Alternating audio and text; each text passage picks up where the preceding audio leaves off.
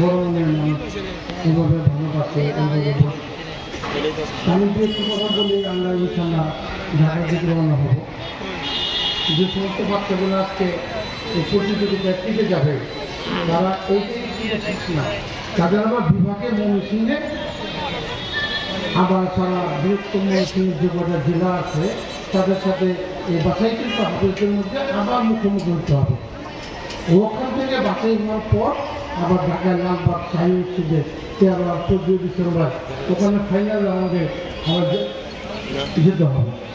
আমাদের কমপক্ষে এই বছর প্রতিযোগিতায় কমপক্ষে 2 লক্ষ হাতের অংশগ্রহণ করছে।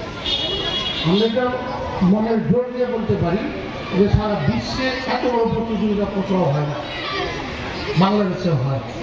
আমরা বহুরাষ্ট্র যাই, অনেক জায়গায় যাই, তারা আশ্চর্য হয়ে যায় যে বাংলা জবান, বাংলায় কথা বলে অত সারা পৃথিবীর পুরস্কারগুলো সব বাংলাদেশ নিয়ে যায়। এইটাও হুকুমত ফাউন্ডেশন বাংলাদেশের জন্য। আপনারা এখানে যারা জেলা কমিটির দায়িত্ব আছেন, থানা কমিটির দায়িত্ব আছেন, প্রতিযোগিতাটা বাচ্চাদের একটা মাদ্রাসার জন্য হিসকানার 20% হক আদায় হয় এই প্রতিযোগিতায় অংশগ্রহণ করলে।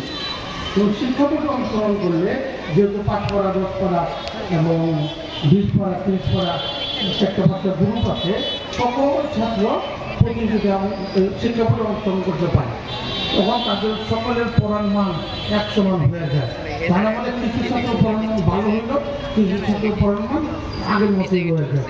তাই আমরা আশা করবো যত হাজার হাজার ছাত্র ময়মনসিংহ বিভাগে 13-14 হাজার হাতে অংশগ্রহণ করে থাকে, এটা শিক্ষা পর্যায়ে এর থেকে বেশি না হয় তাহলে এটার ফলাফল ভালো হবে না। এখন আমরা